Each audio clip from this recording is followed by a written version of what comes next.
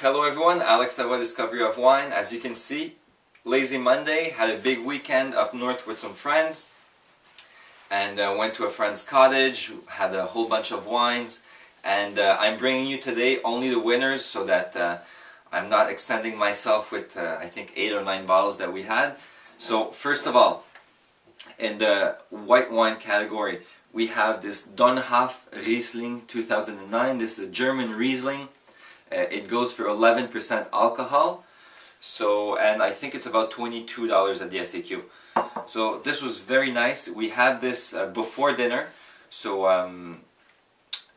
as an aperitif, and I think this was the right way to have this wine. I don't think this is the best wine to have with food because, and this happens a lot with German Rieslings, and I'll get into that in a second.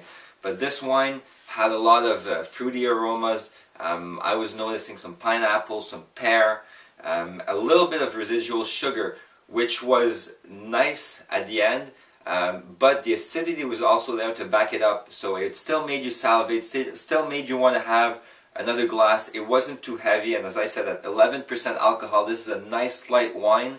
You could definitely, can see some people drinking this in the summertime, late afternoon, before they start making dinner.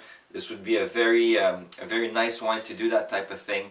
It's not especially a dry wine, as I said, there's a little bit of sugar left. And that's always my concern when I drink German Rieslings, is that they often have some residual sugar. Now, as you go up in quality in German Rieslings, there's 6 categories, and usually the more you go up, the sweeter they are.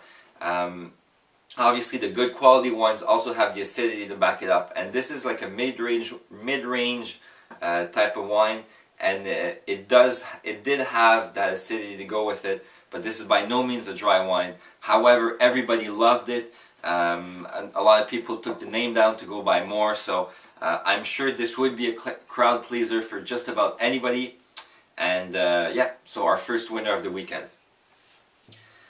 Secondly, we had this Delas Saint-Joseph. The cuvée is François de Tournon, and it's a 2007.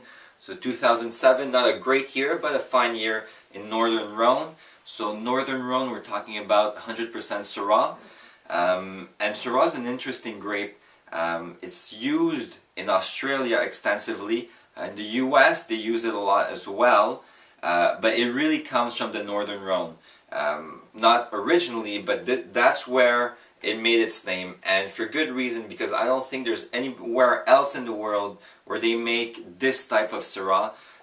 It takes on, whereas elsewhere I find that it takes on a lot of, big, bold fruit jam flavors. In Northern Rhone, it has a lot more varietal characteristics. So we're talking, sometimes you'll get a lot of olive notes. You can get a lot of pepper notes on it. This one didn't really have any of those two.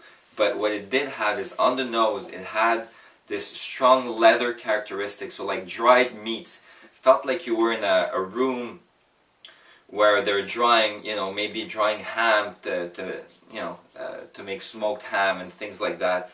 And so very interesting. Also a lot of spice to back it up. So this was a nice balance. Definitely a very food-friendly wine, very nice to go with some strong meat. So we had beef, for example. If you like your beef a little bit on the rare side or medium rare, this would definitely be a good match for it. That's what we did, and it went terrifically well because you have a lot of those savory components that combine well with the food. So a definite winner at $27. Northern Rhone gets very expensive. This is one of the cheaper Northern Rhone wines that you can find at the SAQ, and it's definitely worth it to introduce yourself to that type of wine. So that's number 2. The winner, surpassing the Saint-Joseph by a notch or two in my opinion, was this Muga Special Selection. This is a 2004 that I've had laid down in my cellar for a bit. At the SAQ right now, and the one we had this weekend was a 2005. That's what you'll find at the SAQ. Special Selection just means that in the great years, Muga selects their best grapes and makes a special cuvée. This spends a year and a half in oak, but they're not brand new oak barrels. They're huge oak vats. So you're going to get that wood that helps the wine gain complexity, lets it breathe, but you're not going to get that sweetness that you can find from the new oak barrels, that vanilla stuff. You're not going to find it in this wine, which I think makes it that much better. This is a classic Rioja wine made in a traditional way. So you open it up. If you're familiar with these wines, you're going to recognize it out of a big lineup, in my opinion. You get a lot of tobacco, a lot of terroir. You smell the earth, you smell the tobacco, you smell the spice, and this has a lot more savory components again, so going very well with food. The two red wines were decanted for like 3 hours, and I think that's very, very, I would say even absolutely necessary if you're going to drink them now. These are wines that should be aged for probably another 3 to 5 years to reach their optimal point, but if you're going to drink them now, you will appreciate them if you give them time to breathe.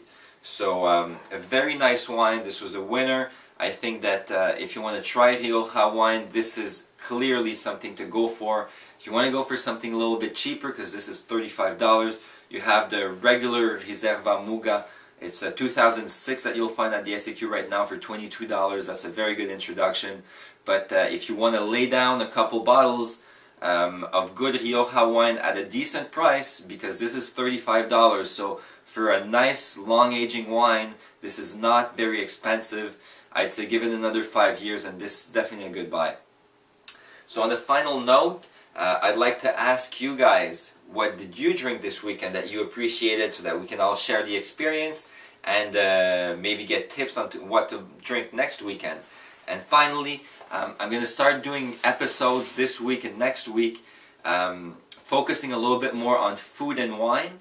And so it won't be every single episode that's like that, but I'm going to try it, play around with the concept a little bit and look for this week. And definitely when you see those episodes, let me know what you think so I can adjust and give you something that you guys want, because I've had a few emails about this. So that's about it for me. And that was Alex Savoy for Discovery of Wine. I'll see you guys tomorrow.